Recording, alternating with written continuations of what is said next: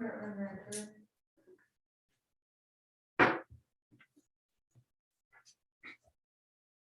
Bethlehem. Here. Jim C. Here. Mary Smith. Here. Michael Campbell. Here. Sharon McKinley. Here. Thank you.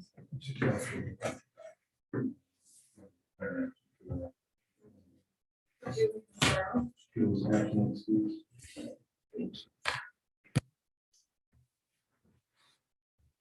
And moving on to consent agenda. Consent agenda. Second. Motion has been made and seconded to adopt the consent agenda. All in favor? Aye. Opposed? Moving on. And from the public, open for public comment at this time. Mr. Mayor, we do have telephonic Dave Magus, and I believe he's gonna bring Bill Gass and Susan Doherty.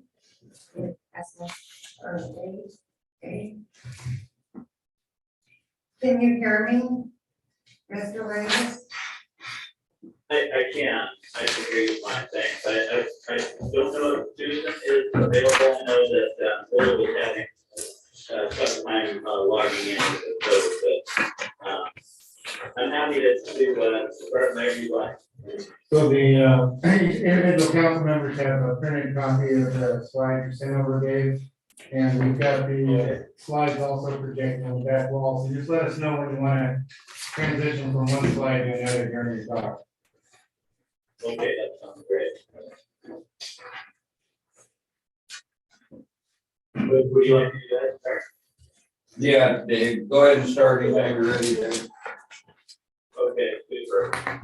Well, thank you again for inviting us to present to you tonight. My name is David Landis. I'm the general manager of Southern Southeast Regional Agriculture Association. And actually, tomorrow will be my last day as general manager. So I finished my contract there, and I'm going to go off and do some other things. Yet to be determined, but I'm sure it will be interesting.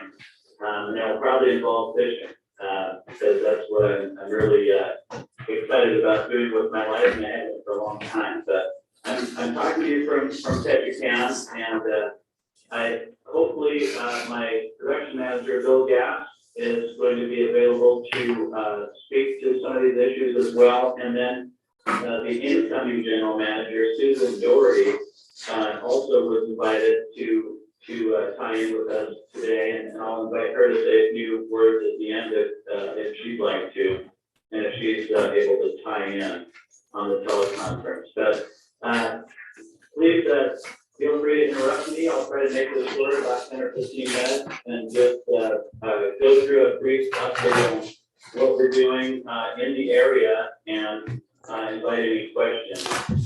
The first slide is titled Fort St. Nicholas Hatchery, and in 2004, Springfield Whale Hatchery Association, PALHA, and the city of Craig built the Fort St. Nicholas Hatchery at the water plant out Fort St. Nicholas Road. And you're all aware of that, I'm sure. Some of you were involved either with the council, or I know Steve, Council Member Steve, you were on the PALHA board, I believe, at that time, or shortly thereafter.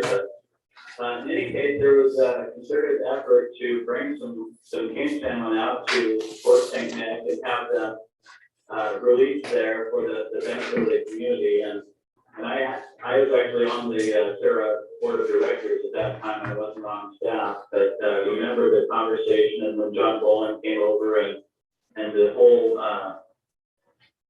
request process and how it worked through the board. But shortly thereafter, Sarah provided the stock to have the king salmon out there, and those are coming from the Chittenden River stock that you have equipment lake, and that's where the eggs are taken.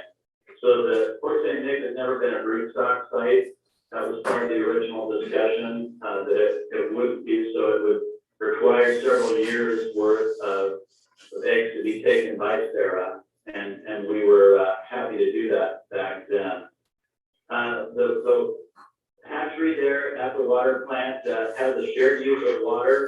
land stock there from North Fork Lake. And that is a cooperative arrangement. It has worked over the years satisfactorily. In 2006, for a number of years with Prince of Wales House Hatchery Association. Then in 2016, the PALHA was transferred to, with all the permits and the agreements, and the corporate status of PALHA was dissolved, and all of those came over to Sarah as the regional hatchery association in this area. So during the time from 2018 to 2020, the initial release of Chinook, which Sarah and the state agreed to have continue, and a fee paid by the city of Craig to Sarah for those smolt to be raised and released there. Those were increased by Sarah over a number of years. There's another slide coming up that will illustrate that. But we transport those eggs and also the bride to be raised and released there in greater quantities, in incrementally greater quantities, and so that's been a benefit, and that's been as a result of the Chinook reduction in the Bean Canal corridor. The Alaska Department of Fish and Game has had an increasing amount of restrictions on the commercial fishery and sport fishery for those fish in the Bean Canal to protect livestock, according to the king salmon mitigation plans that they've instituted. And so the Sarah board decided to put those fish somewhere, and the best place to put them was at Fort St. Nicholas, where they could be caught by commercial and other users. So that's increased.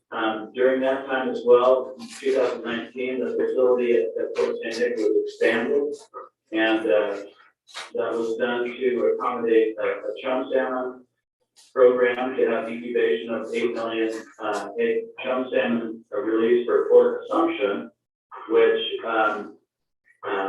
PALHA first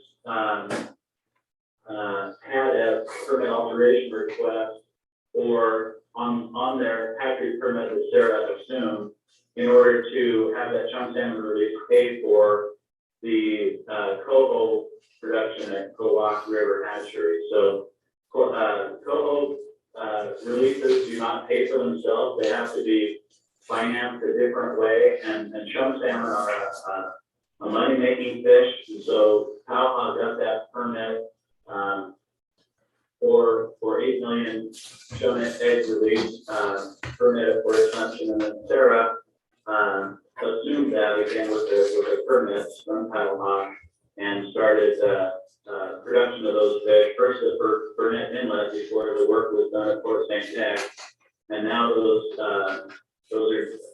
million are done there at Fort St. Nick.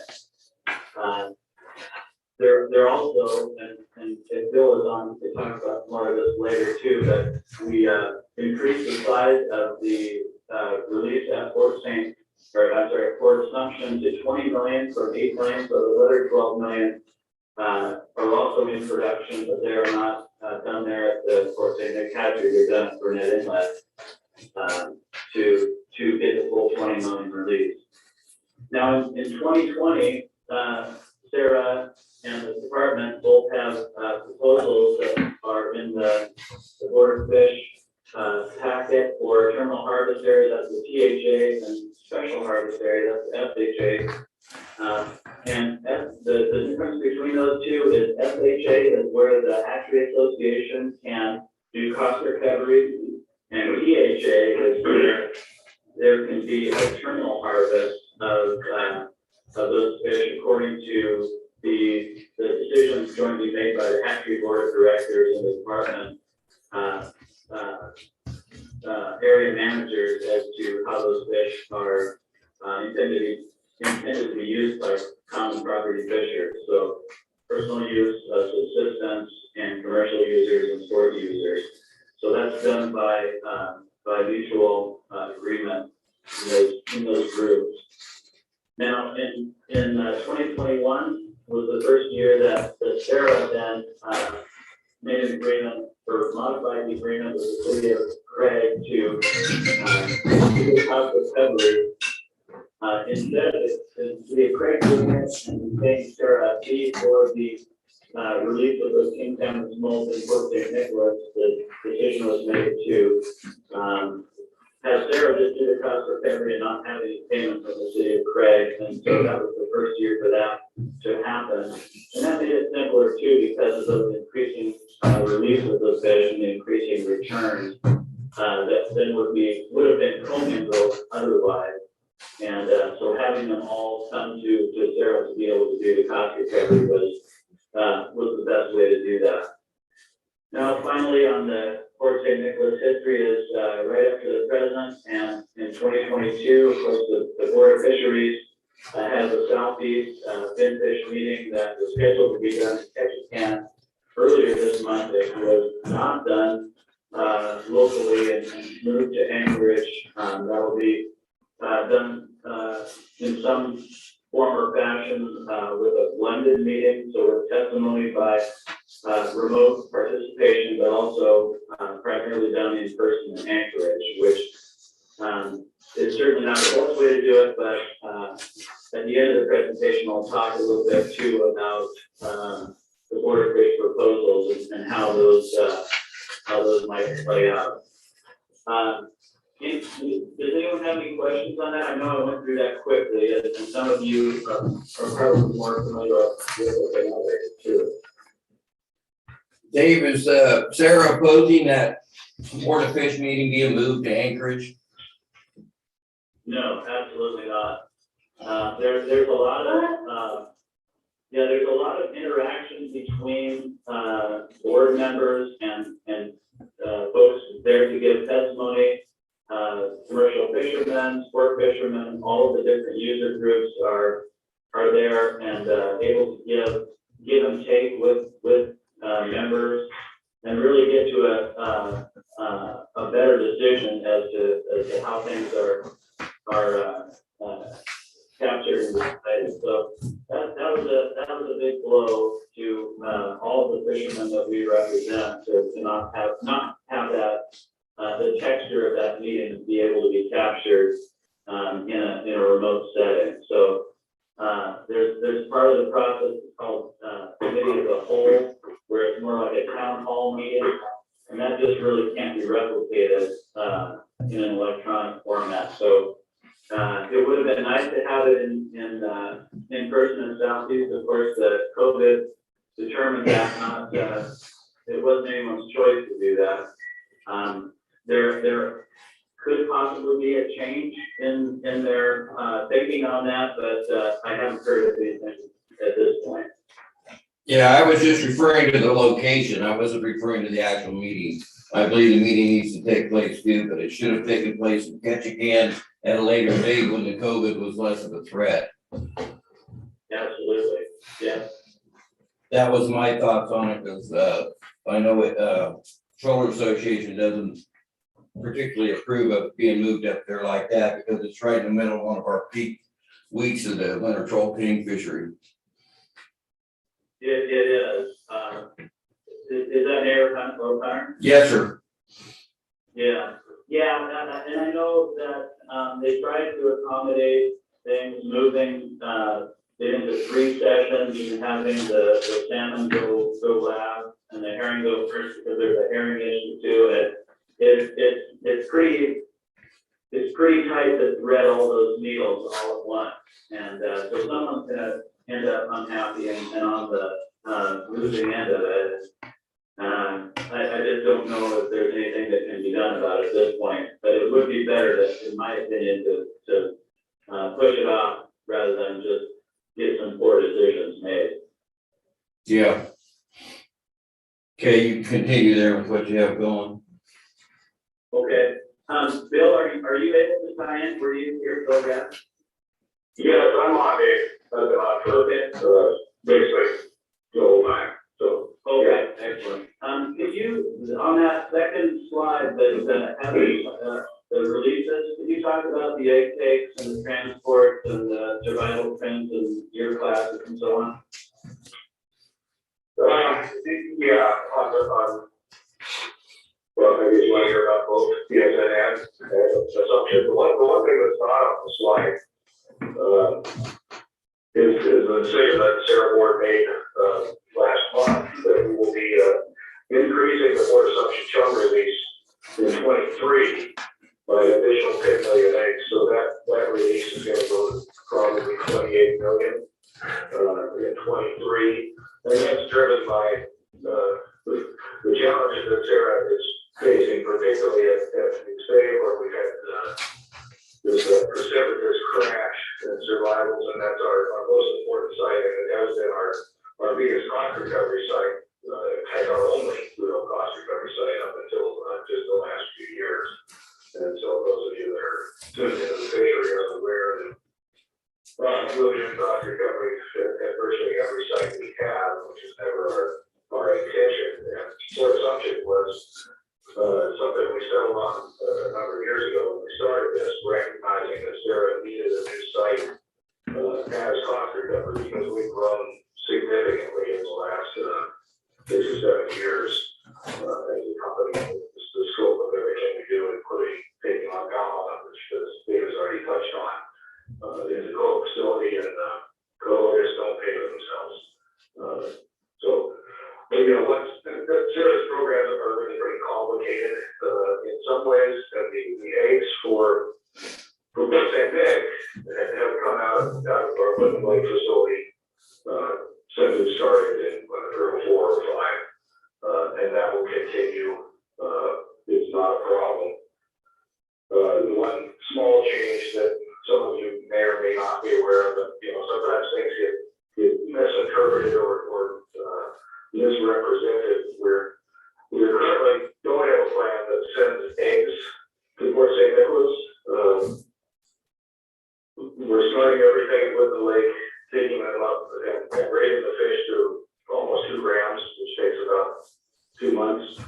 We keep them with the lake and then we transport them over as fry.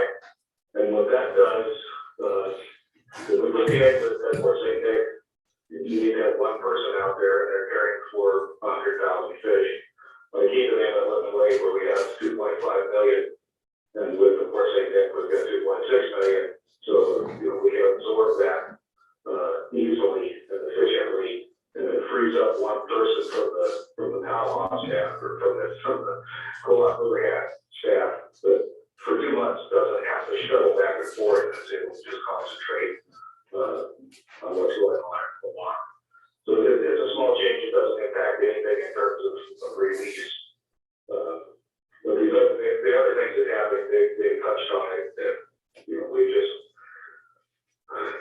after releasing Shug at McStay for virtually since they actually started in the 80s, they finally got to the point that releasing fish there just was not accomplishing our goal of getting, the main reason we make Chinook is so trawlers will catch them. We have terminal fisheries for the next clean them up because we need to get fish out of the water. But the real drive, the real purpose is to get them to the control fleet. And with the restrictions coming down around catch again, we just weren't able to do that with McStay fish. So we pulled all of the Chinook out of McStay and relocated them to Port St. Nick. So that number has climbed from basically 100,000 up to now 600,000 if we hit all of our goals. And what's happening at Port Assumption, most of the eggs will come out of Brennan Inlet. We'll ship some of the eggs as eggs over to Port St. Nick, and the others are hatched at Brennan Inlet on Ellen Island and make the 16-hour trip, I think, by boat from Brennan out to Port Assumption. So there's a lot of moving pieces. Are there any questions on how the project operates, the nuts and bolts of it? No, we don't see any here, thank you. Okay, very good. Is there anything else you want me to touch on, Dave? I think that's good, Bill. I appreciate that. And just continuing on with Port Assumption, I do have a slide there that says Port Assumption history, and Bill touched on some of those, I did as well. The parts that we didn't were, the fact that at Port Assumption, we actually have a contracted site, so we actually hire a private operator to do the rearing. That's done in the month of March and April and then into May. So there's a boat out there along with the beach floats and small floating cabin that we have that actually the city of Craig allows us to tie up there in the North Harbor off to the side. You've probably seen it there. That stays out there for the late spring there for rearing. And then the cost recovery, we had a 4-year-old return from the 8 million release, and then the 3-year-olds from the 20 million release last year. And that was enough fish coming back to Port Assumption where we wanted to make sure we had on-site monitoring of the cost recovery that occurred out there. And there was a substantial amount. Of course, there was a lot more presence by the same fleet out in District 3 and 4, and that contributed to the amount of cost recovery that we were able to do out there. We were hoping actually that some of those fish would be brought back to the Craig plant and processed, but the Silver Bay was pretty busy using the plant there to process pink salmon, so they wanted the chums to go north to Clifton, so that's the direction that the tenders went from after the harvest goes to top in Port Assumption. Of course, we'll have 3-year-olds and 4-year-olds from 20 million releases. Those are the main age class components that constitute the run. So we will hopefully have a repeat performance out there this summer, 2022, and have a substantial amount of cost recovery, even with the reduced effort on the outside coast because of a smaller tank forecast. The other thing that we haven't mentioned is that for several years, pre-release years, we did have cohos that Cooperative River coho that were released at Port Assumption with what we had hoped. It was a small amount. It was not several years. I think it was 200 and some thousand. It was conceived to be 400,000, but we never made it to that much, I don't think. Released there, but they just did not come back to Port Assumption. Some of them were caught out of the common property, but we had hoped that they would be there in large enough quantities for cost recovery effort, and that did not happen. So really our best bet for extracting value from those coho is to have them return to the raceways there at Cooperative River and have those extracted from the raceways and bled and put in totes and taken away from there. And that has worked well for, as you all know, for a number of years. But so we have actually discontinued the release of coho from Port Assumption. I did put a picture in the packet of the Port Assumption camp there and all the net pens. I don't know if any of you have been out there and seen it, but the net pens of these kids are anchored year round. Those are not transported back and forth. The camp with the feed float and small cabins there for living accommodation does, as I mentioned, come back to that North Harbor for the winter. The other thing that I wanted to touch on, Mr. Mayor and Council, was the Board of Fish Southeast meeting. I included a slide in there of that as well, and the proposals that are that affect the local area that there has our fingers in. Proposal 105 is to establish a terminal harvest area in Port St. Nicholas, which there's a map of as well, and I don't know if you've had a chance to see that, but with that, again, terminal harvest areas where there's common property fisheries allowed and managed under co-management of the Hatchery Association and the Department of Fish and Game. So that the idea is to of course, when those fish return, to have fishermen, whatever the gear type, whatever the sport or commercial or personal use subsistence, have those fish caught in the distant areas where whether it's super early day or on the outside of this 104, they have those fish harvested before they get back to the terminal area. That's our first order of business. If they do get back to the terminal area, our next choice or next favorite thing to have happen is for them to be harvested by commercial or those other user groups in the terminal harvest area under the management scenario that we would put in place for any particular year. So that has been a designation of the terminal harvest area and a line drawn for that, and that map illustrates the line that we proposed, which is from the Mirabella Point straight north, and it captures pretty much all of Fort St. Nicholas, besides a small portion inside the islands there. And so that would be open to troll, seine, gill net on, again, a management scenario that would be chosen each year by the board of directors and clear through the Fish and Game. We expect that some local users might have something to say about that. Certainly nice to have king salmon in your backyard, and so it's not nice to have king salmon in your backyard, and that would be when boats are there where they weren't before, or there's noise issues. We heard a little bit of that last year with our special harvest area and some of the activity out in Port St. Nick.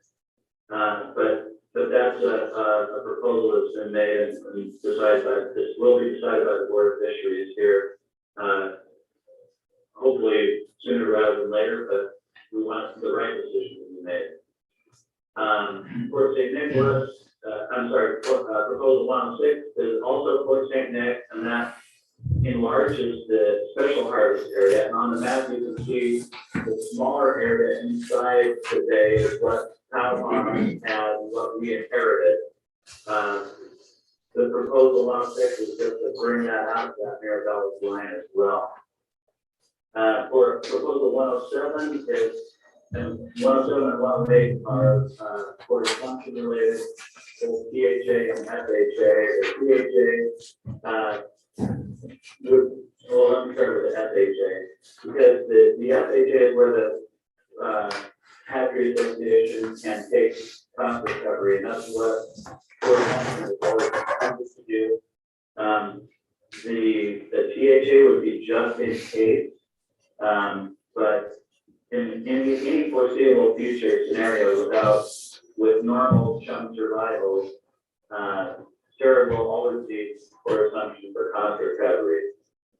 So proposal 108 does that, it formalizes that. Up until this point, it's just been done by an administrative action by the department called an EO or an emergency order.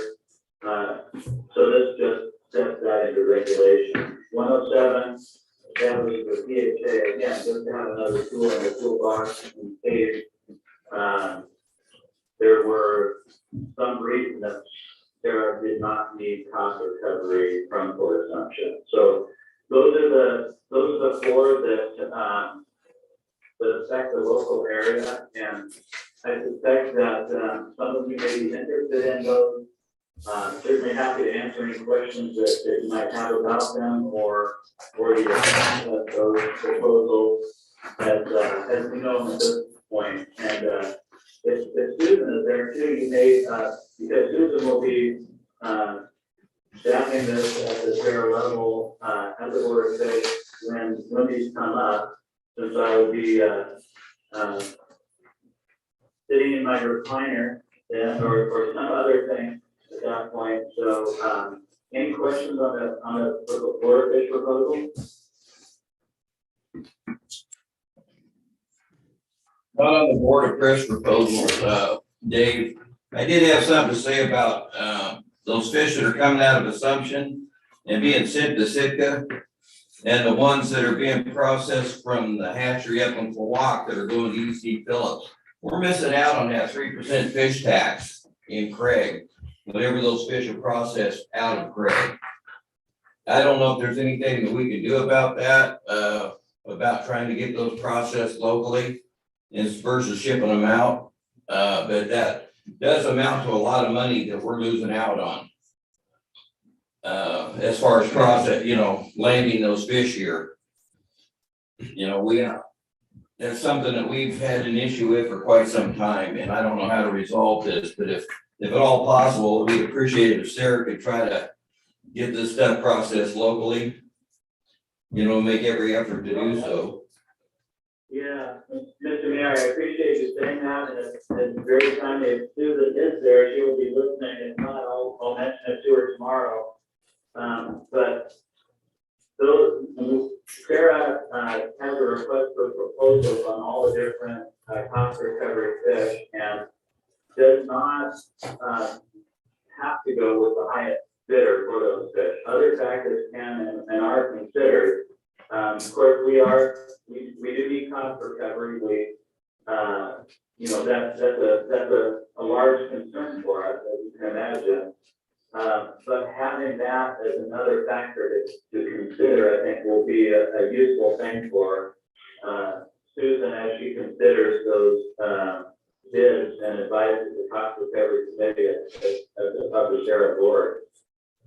Yeah, that would be appreciated, Dave, because you can see what we're losing out on there. It is a considerable amount.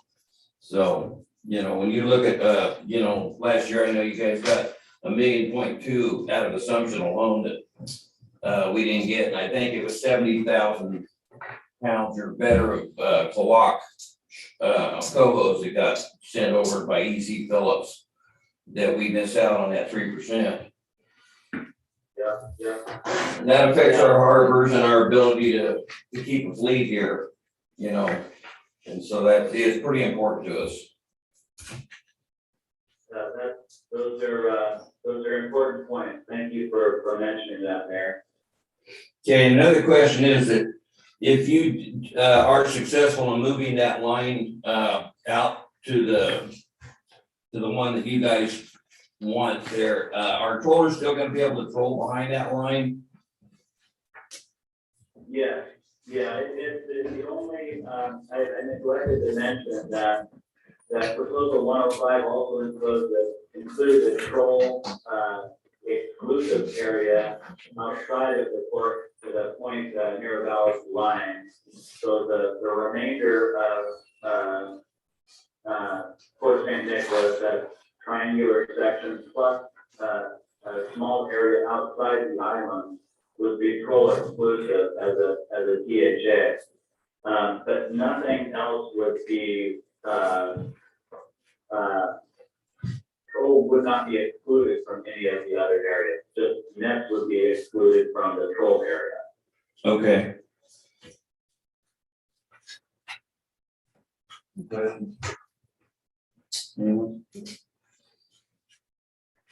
Okay, Dave.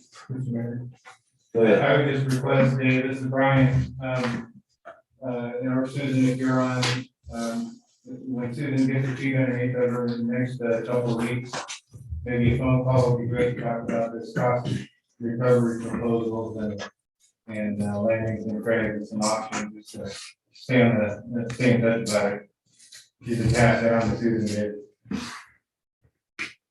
And Right, do that. I will absolutely do that. Okay, Mike Campbell has a question for you too, Dave. Dave, Michael Kemich, I just want to say thanks for the work you guys are doing out here. It is important to us. We appreciate it. I hope we can work through the issues in St. Nick there and find ways to alleviate the concerns, as you acknowledged yourself, and keep this facility here, all the other regions in Alaska have some kind of major enhancement programs going on, and we find they're seeing some fruition of that ourselves here, and we certainly want to, continue to see that here. So we want to work with you. We appreciate the effort and support you show up here. Well, Hey, David, Lamar. thank you, Mike. Okay, good, thanks, Susan.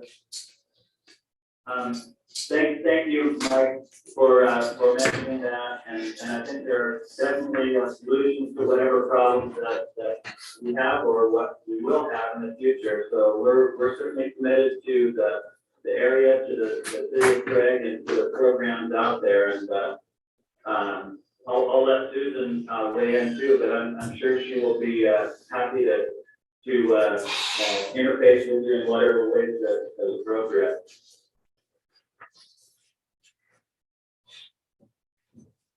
Okay, thank you, Dave.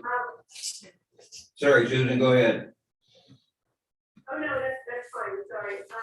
Yeah, I appreciate, the comments and the concerns, and, wanted to give you a team background. I have previously worked for Sarah for 35 years, and was a research and evaluation manager when I left.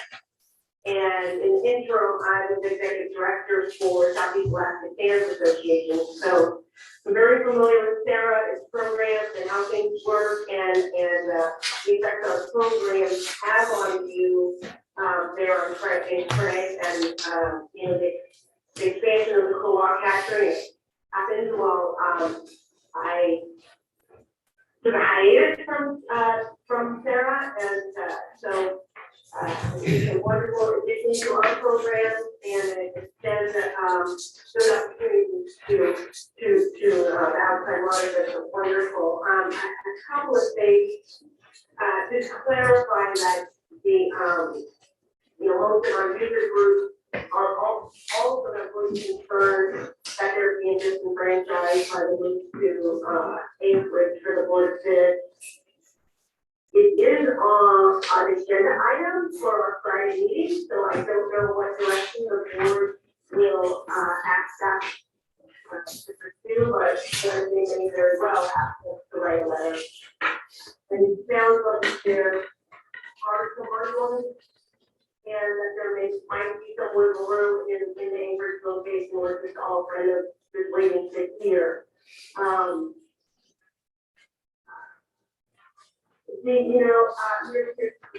point about the landing, folks get it, when the conference that we may need, we should consider is there a way, if we write the RFP, that there is incentive somehow, if those fish stay locally, we can definitely pursue that as an option. I know that the plant in Craig was not operating at full capacity this year.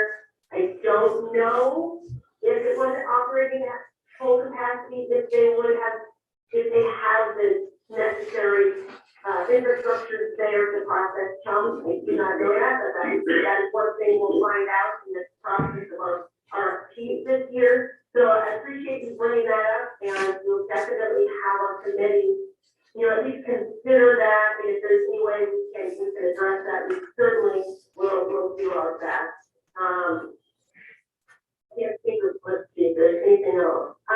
Again, when we do have a board of fish meeting and the four turtle harvest areas and special harvest areas are decided, we definitely will get back in touch with you and give you an explanation of if they change from what we proposed and what it means to the local community. You don't have to have questions for me. Questions? We appreciate that effort, and we're very glad to see that you guys were very successful last year in your cost recovery here with the cohos as well as the kings. I think it was way overdue that actually helped you guys out that much. And we'd like to see that continue. And we have a patrol fleet here, and as well as Gillnet fleet and a Sing fleet that could all use access to that back there. on a cost recovery basis or whatever. So, and we want to continue to see that. But yeah, the fish tax thing is something we're really trying to figure out how to resolve that. But if you guys can help us out there, we'd sure appreciate it. Yeah, and like Dave said, it was timely, discussion to have because we have a cost recovery committee. Well, I guess it's called a production committee now meeting on, I've lost track. Like Dave says, I've been drinking from the fire hose this week while we overlap, and pass the torch here, but, we have a committee meeting next week, so we'll definitely bring up that issue and see if there's any way we can address that in our RFP. That'd be great. So, yeah, watch out for them fire hoses. So, all righty, thank you guys. Thank you, Mayor. Thank you, council people, and we will talk to you again soon. All right, thanks, Dave. And we have a couple of trollers for sale over here too, in case you're interested. That's not a half bad idea. I know. All right. Thank you, sir. All righty, thank you guys. All right, thank you. Yeah.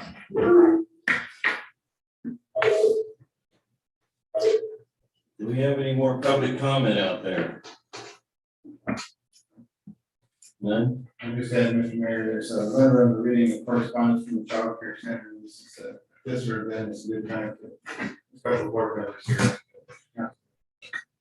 Yeah, so we might want to deal with that now, so these ladies, if they need to run, they can run. That fish talk was pretty interesting. I thought you thought so. Vested interest, I think.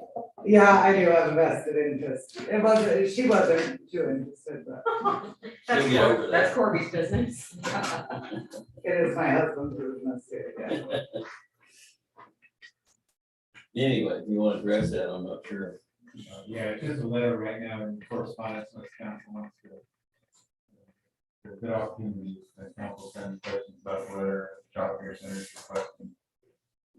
Just board members. Do you have any questions on that, Mike? So my question would be, obviously, things have picked up for you, that's terrific, I think that's what we all wanted to see. Do you think, considering things continue to strengthen your business model there, do you anticipate getting back to a point where you would be, at least in terms of wages and salary for employees, self-sufficient, or be able to cover that yourself and at a rate that keeps them there? At a rate that they were getting paid with the prime, with what you guys were at. Are you asking if we could sustain the rate at what you guys were? Yeah. No. Absolutely not.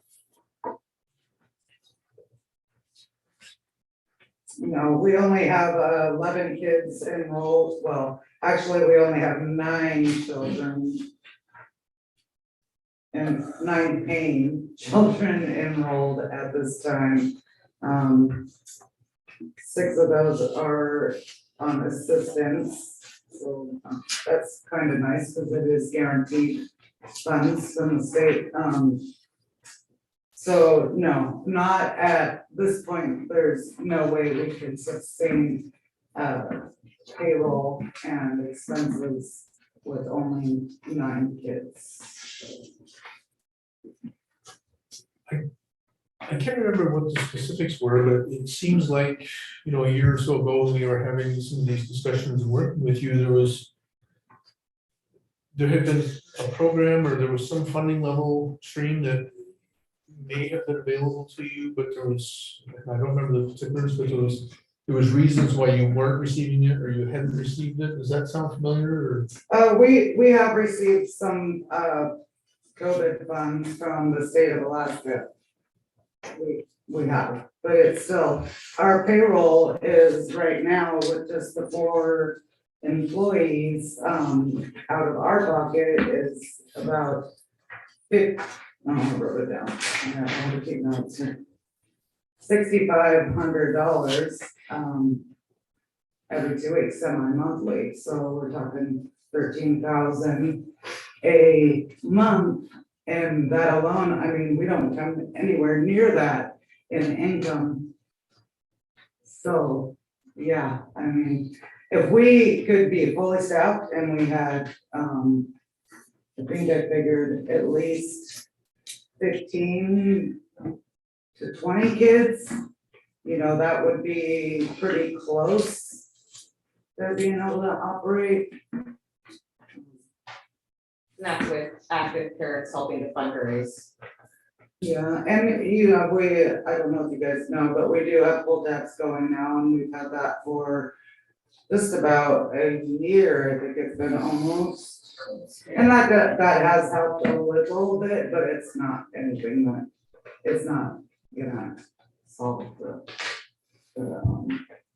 yeah, so at this point, we would not be able to keep the wage at what it is with your, with $3.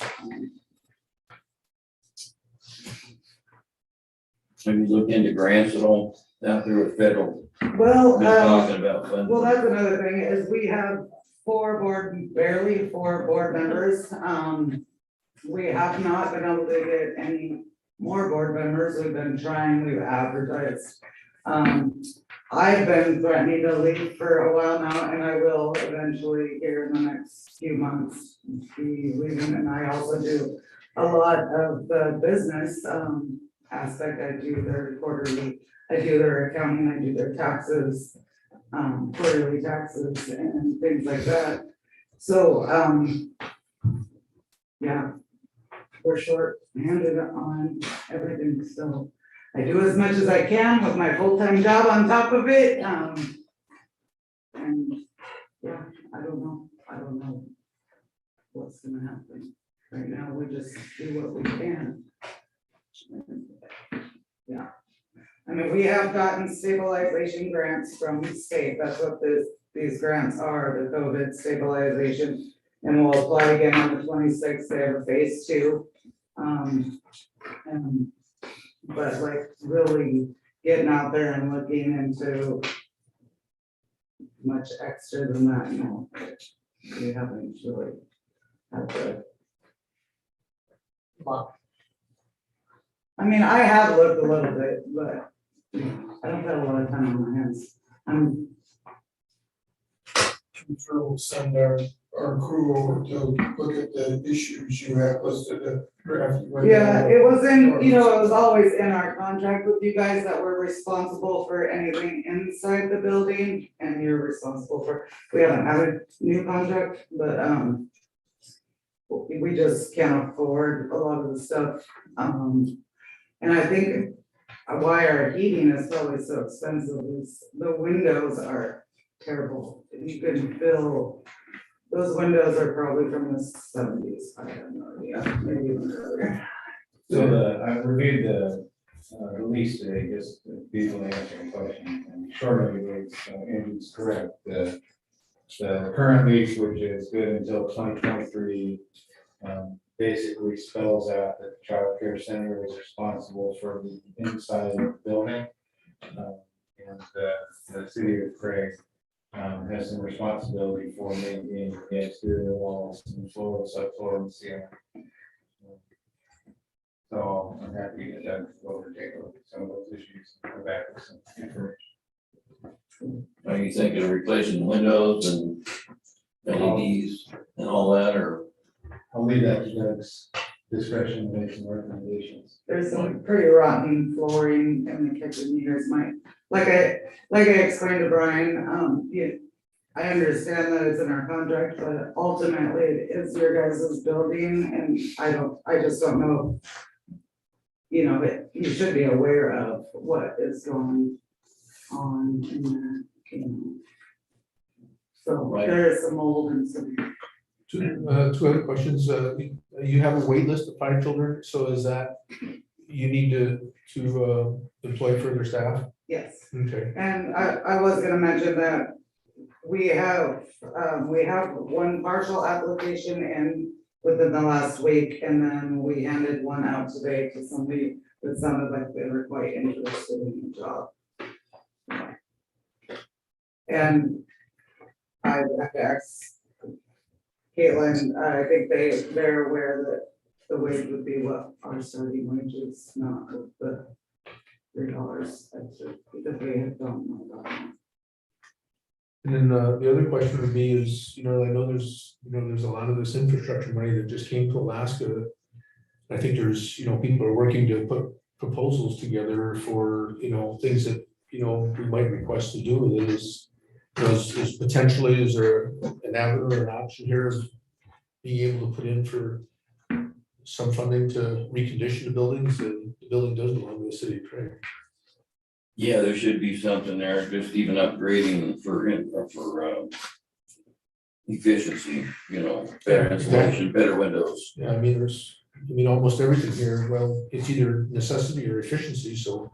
Yeah, it's something we'd have to look into, but I'm sure there's something out there. There's a number of funds, including the ARPA funds that we have, that we're scheduled to receive. There's not all of these uses apply, but a number of them do. And as Mike mentioned, there's a huge amount of infrastructure money coming out. Most of the details on that one is still pretty fuzzy, except for some of the big, really earmarked projects, but certainly something that we keep an eye on. Yeah. We'll figure out, like, What's environmental money, so I would think that windows, upgrading windows would be something that might end up, the city might be able to get. Yeah, if the option is there, we might even look at, maybe additional stuff that would try to get it as energy efficient as possible. That's a big part of operations of any building is, your energy. So if you can minimize that, it really makes a big difference. So anyways, well, thank you. Yeah, thank you. Thank you. Thank you for listening. So if council is okay with it, I'll proceed, I'll ask Doug to take a look at those things and bring back some proposals. I'll continue to look, especially through the infrastructure money that's coming out, to see if there's some programs that are applicable. And I'll bring those in a discussion about the continued premium pay back to the council. At least some of it at the next meeting for the council to make some decisions. I mean, it's our building, it behooves us to go and see how much it might cost if they were to leave, we're gonna have to fix that anyway, so. Victoria? On a totally different subject, I did talk to Clinton Cook and Rudy Bean on their way out and my way in from studying volleyball. And they were here to offer assistance and want to be a part of the centennial celebration. So I'm going to go meet with them either tomorrow or the beginning of next week, and I'm very excited. You can probably tell I've got all sorts of wonderful things planned, and we're gonna have a great celebration. Well, they're here. You might want to meet with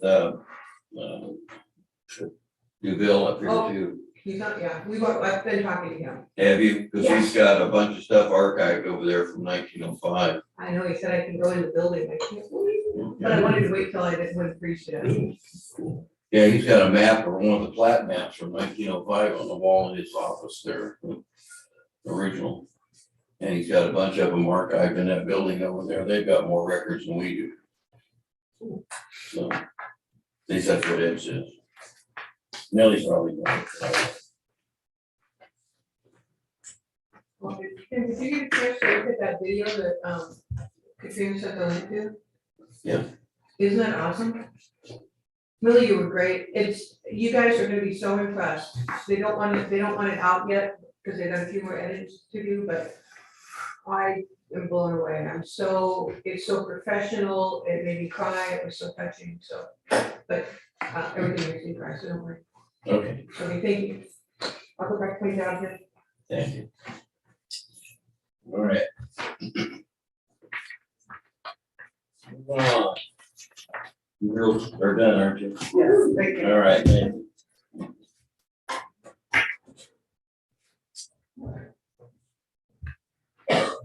Resolution 22-03, establish capital and equipment reserve fund at the Alaska Permanent Capital Management. Brian?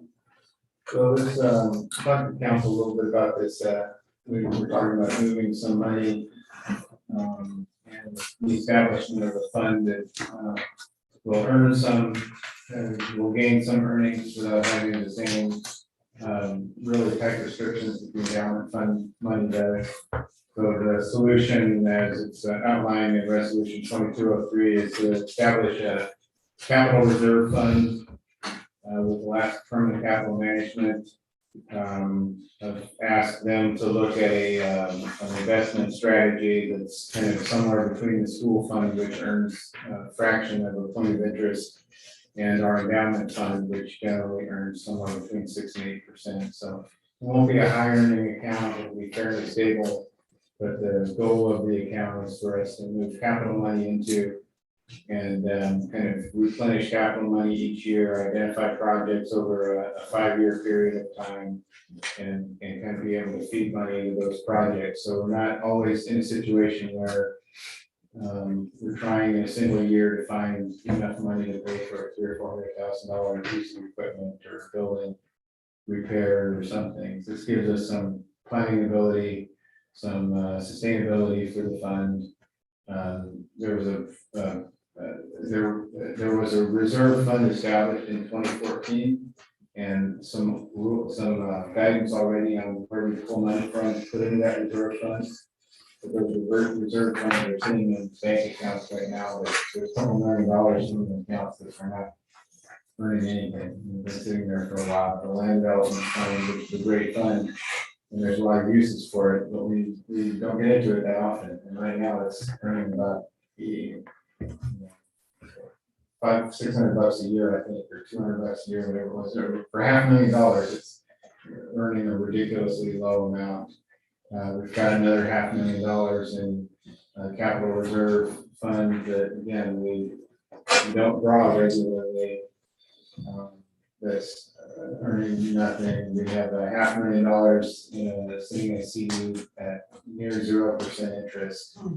And so part of this would be to move a bunch of that capital money into an account that's going to earn money.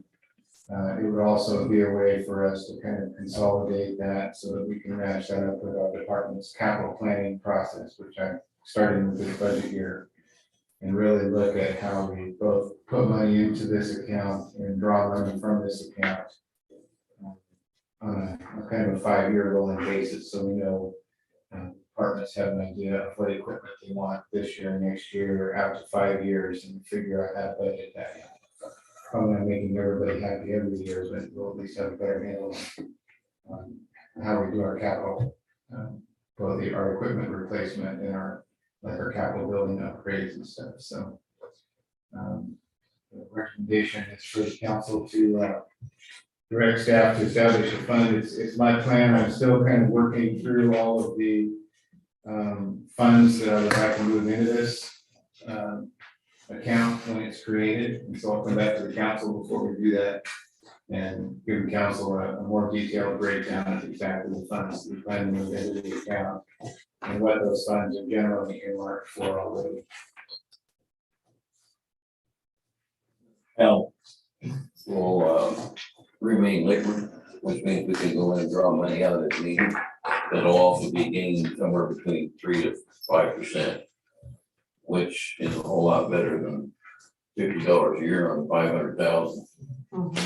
And the attachment A to the resolution kind of talks about how we capitalize the fund, how we put money into it. And it also clearly spells out that the money in this fund is essentially treated as normal appropriations. You guys probably know that money placed in the endowment fund requires unanimous vote of the council to remove the full principal out beyond the 4% earnings that we're permitted to draw each year. This account would be subject to normal appropriation rules. So the budget committee and the council would identify funds to be drawn out of it on a fiscal year or a project basis outside of the regular budget cycle. And as far as ease of access, it would just require the same majority vote that most appropriation items require now. And permanent capital management, the short of it is they have told us that if we need to draw funds, we can have money from the account into our bank account in under a week, which there's really no capital planning process where We need to draw funds faster than a week. I'll move to direct staff to establish a capital reserve fund with Alaska Permanent Capital Management and bring a list of current projects and capitalization amounts back for council approval. Second. Motion has been made and seconded to open up this account. Whatever all good to there. So, we need to do a roll call vote on this. So you want to take all of these accounts and combine them into one? Ultimately, and there may be more, and I'm still kind of going through the budget and I have some other suggestions for the council. I'll come back before we put any money into the new account with permanent capital management, but that's my goal. I will say that I don't really intend to dump all of these into a pot. So some of these, in terms of how we're gonna use them. Some of this money is already identified for harbor projects, some for capital improvement projects, some for land development. And my goal is that our treasurer will continue to track. So during the budget process, and anytime the council wants to see it, there'll be a list of, so we'll know how much is in the fund overall, how much has been allocated to, say, harbor projects generally, and then a list of projects that have been identified and what we think those are gonna cost. And the same thing for capital equipment and land development projects. So there will still be some intended uses for the money, even though they'll all be in one account. Okay, so we'll still be able to get a breakdown of certain things. Okay, I mean, in actuality, every one of these, except for the IFQ fund, is big enough for them to keep in a separate account. And they would still make the same interest. I just did something very similar with a little bit of money I have, and it's, they put in 5 days. Guaranteed 3.5%, which is something better than 10%, so. Yeah, Sherry and I have talked about how to account for the various categories and projects separately, even in one single account. And I think that we've got a pretty good plan for how to keep track of those. And, you know, anytime the council wants to see it, certainly during the budget process, you know, it's one of my intents is to include this plan of use for the money in this fund, along with the 5-year capital plans that I'm asking the department heads to prepare as part of the annual budget process. So the council and the budget committee will get to kind of see all those pieces together at each budget year. So in essence, all these would be kept track of by us, or like you said, invested in individuals. They're not gonna mind opening that many accounts, because they're gonna make money Oh, yeah. on all of them. Even though we're not gonna be moving anything around, they're still gonna make the same amount of money. They might make a little bit more than we're actually have, but it may be easier to identify things for ourselves if we do keep them simple. But if you can find a way where we can understand it, and that's cool too. Yeah, we're still working on it. I think Sherry and I have got a pretty good handle on how to represent the money in that account. It's clear either for what category, what project it's been designated for. Yeah. Capital pool, or whatever we're gonna call it for. He's gonna get it all together and come back to us, and then we do the final approval. Yeah, I'm not gonna move any money until I come back to the council. So this gives me authorization to work with capital management, permanent capital management, establish the fund, get everything set up. I will come back to the council before we move any capital from any of these accounts or any other accounts that we identify into the new fund. We'll shop other investment opportunities too, as well as the firm fund or whatever, heck, whoever we've already talked to, but whoever offers the best deal, and the best way to manage it, and the best interest is we'll go with, but I think like Brian thinks, firm fund people are the best ones to manage this at this point. Unless we find something new. So, any more discussion on this? No, I think it's what I do. Okay, roll call. Anna Bessemer, yes. Joyce Spinover, Yes. Michael Cameron, Yes, Joanna Joy, Yes. Jim Speed, Yeah, Reading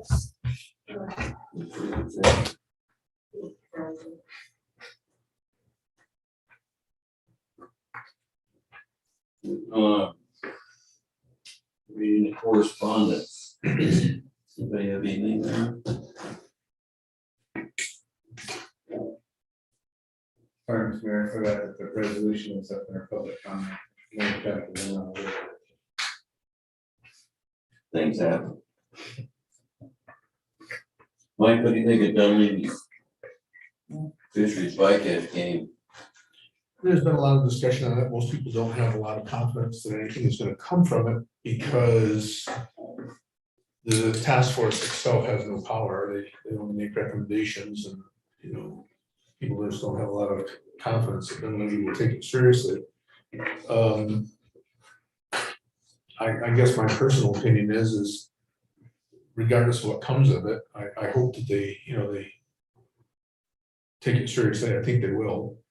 But the bottom line is clearly this has become a major issue in the state. It's, you know, it's reached all political levels. It's reached the federal level. And so I think that inevitably that's good. And I think that there's more coming. I believe so too. More pushback. Oh, yeah, a lot more.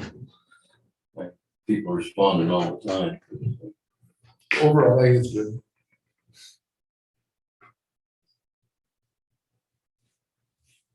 Yeah. Okay. Anything else on reading correspondence, anyone? I'll comment on the DEC letter. No more wood boats. Allowed in our. Somewhere near Darla, we do not allow it, but what it says in there that we have to do to get rid of it. End of story. We don't put any up in the yard anymore unless they have a plan and can show us that they have the people ready to come fix that boat. And it's in and out in 3 months or 6 months max. And we don't even want them in the harbor, because everyone we take, that is a nightmare scenario. What they just put in there, about what we have to do if we. I'd like to know it. Ketchikan, I read that article in the Ketchikan paper and they did like 35 boats, good boats last year. Oh, geez. They took them up to the, but they have a landfill that they still could use, so they're just putting them in the landfill. I'd like to know how we get them up there, but, you know, everybody else has already done this. Port Townsend, all those, nobody takes a wood boat in unless you got a certified woodworker ready to deal with the boat. And a plan, and you sign all these contracts, and you show that you got a lot of money, because holy smokes, I can't even imagine how we can do what they said to do with a wood boat. Yeah, seems very unrealistic. It's time to, I'll give a cons and we'll bring something back to the council with some recommendations on how to, try and avoid having to. we need to get rid of the derelicts that we have in the harbor. And done with this. It's still, I mean, we, over the years, most of our wood boats have one away. We still have a few, but we don't, it was almost all wood boats when I started. Well, I know, I have wood boats too, people used to take care of them, they don't take care of them anymore. That's a lot of work, it's a month's worth of work on a wood boat every spring if you want it to stay alive, So I know. and a lot of money. I know. Okay, I'll work with council.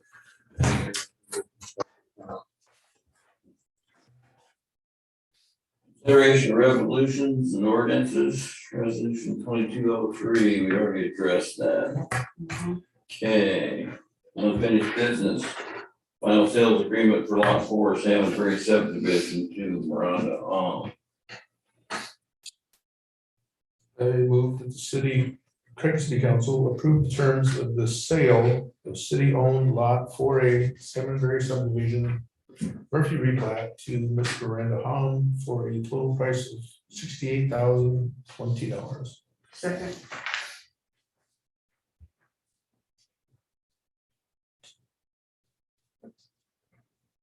Now, is that the appraised price?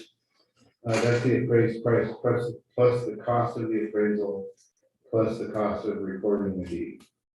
So that's the appraised value plus all of the other costs that the city has or will incur as part of the sale. Does council feel that we need to add 10 or 20% to this or anything? Because there's limited land available, and we've discussed this before on lease sales and other things. Are we gonna include that on these lot sales, or are we just gonna sell it for what the appraisals are? How many lots do we have left, Brian? Shady? One. This Just is one? Yeah, and that subdivision, just one more after this. We've got some other property, we don't have any big chunks of residential property, but we've got other property around town. But after this land, this sale, there's only one more lot in that subdivision. And we sold all the lots on the top end of Tanner Crab. Kind of the difference I see in this from what we're talking about on the lease land is we've already put these in our sales before for less money than this. Yeah. She's gonna have to put a lot, it's gonna be at least $30,000 before she can even put a house on it. And then she's gonna build a $300,000 house, which we're gonna, now it's gonna be valued at $400,000, and we're gonna make a chunk of change on taxes, and I think that's good enough for what we're doing with the city lot at this point. That's my personal opinion. It's different than the commercial Right. lease lots, in my opinion. I agree with you. I agree. What's that? Are you guys done discussing that? Yes. All right. All in favor? Aye. Opposed? It's approved. Am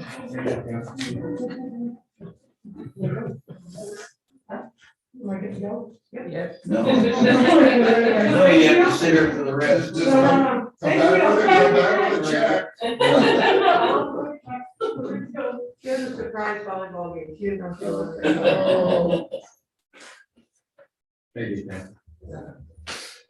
New business, preliminary procedural rules clarification. Which is, we need to start observing the rules of Robert's rules a little more thoroughly, I think, and people need to be recognized before they speak and not be butting in on conversations. That applies to city people as well as visitors. Yes, And sir. I asked, and Tracy did a good job lining out exactly what Robert's rule says, but it's kind of a 0 to 60 solution. So I asked her to add a paragraph and talk about some of the others, but not necessarily Robert's rules, but some of the other tools that the council has at its disposal, like gently reminding or limiting the time, that people could speak. Mayor Watson used to, I think one of his favorite things to say to people was, do you have anything new to add? And discussions started to go around in circles. So there's a lot of other things too, but turning all the way up to removing someone from the. Yes. That's almost happened a couple of times. So, Mike, Yeah, I would like to address this. First, I'd like to apologize. I was frustrated last week with the individual, and I let my frustration get to my comments, and that was unprofessional, so I'm sorry about that. I called Jim the next day and apologized to him, and I talked to Tim about this, so I did want to let the council know that I could have handled that better. And like I said, I was in charge of the meeting. I could see how high he was, and it probably cost us 3 or 4 minutes altogether, which is probably more because it was at the end of the meeting. We were all getting pretty tired. It was a long meeting. It was on me. I'm the one who was in charge. I should have taken care of the problem. So it was on me. I just didn't want to have a major confrontation with him inside the chambers. I didn't want to fight people anymore, so. But it's on me. I thought that's what the gavel was for. that's only for the council members that can reach. And that's why they put me here. We're happy to answer any other questions about, those, and if the council's interested, I'm happy to ask Tracy to occasionally talk about Robert's rules, if council's interested in more, we can do that. What we might wanna do is during public hearing, say, okay, you people aren't saying anything. You need to tell us if you wanna speak at a later point. We used to do that many, many years ago. Yeah. You know, they would say, can I speak when you're gonna have your discussion? And we would say, yes, there's a lot of places don't do that. This is freaking school board. In the old days, you go up there, if you forgot to sign in, you were like done. If you hadn't pre-signed up to talk, you didn't get to talk. And so, anyway, overall, we do a really good job. People, but I did not do a very good job like last meeting. I was, It's not normal you get somebody that's all whacked out coming into a meeting. Holy cow. yes, It's not a normal thing. yeah, he was in Maybe that's where my rate was in here, but he was in a t-shirt, and his eyes were this freaking big. some of like Jim says, it's better to let them speak their piece and then hopefully they move on other than bringing the police in, it's taking an hour to remove them. Right. So, Anyways, but I think this is a good idea and I appreciate it being on here. we'll use the gavel a little more often. We're wasting one. And Mr. Mayor, I only put that we can remove them for the meetings just because it's the very last resort. But you do have the option to do that. We do, and I'm aware of it and have been aware of it, but I had many opportunities I would have liked to have, but there's only been two that I would have. Yeah, they've not shut up and left, so It's great to know that you. I try to give people the opportunity to speak at all possible, even when they don't make sense. And it's great to know you've got that range of options. So, even Victoria. So. All right. Moving on. Council comments, well, we done had that. I had wanted to bring something up to the council. I was wondering how the council felt about getting body cams for our police officers, just because we rotate through them so often. Also, I feel like there's some city members that complain, and then Chief Ely has more on him than he needs, and also he could also review the cameras and see how his new recruits are doing out in the field as well. I'm not sure how much that would cost, but I feel like with technology nowadays being so advanced that I can't imagine them being an out of reach goal for us. Just because, yeah, It's something to look at for the budget. for sure. It is budget time. Yeah. It's worthy consideration. It is. Some of the business owners might be able to chip in. So, I would be willing. It actually limits your liability, because I know. most of the people that you know are recording, we recorded a lot of people, but people got really smart and knew we were recording them. And I would reach in to get somebody and say, oh, you punched me, and I'm going, oh my gosh. They'd start that before you ever even got them out of the car, Yeah. because they've been arrested 5 times before and knew you were recording them. And it's like, uh-oh, this ain't gonna be pretty, so we might as well finish it now. No, the cameras are a really good idea, I think. Yeah, I feel like it would help the officers and also the citizens, so. All right. Any more comments, Hannah? Move to adjourn. Second. Motion been made to adjourn and seconded. All in favor? Opposed? Okay, we're free to go. Thank you. I wonder if there is some grants for those, especially right now. There might be. Yeah, yeah, especially with people, for a while, they were trying to expand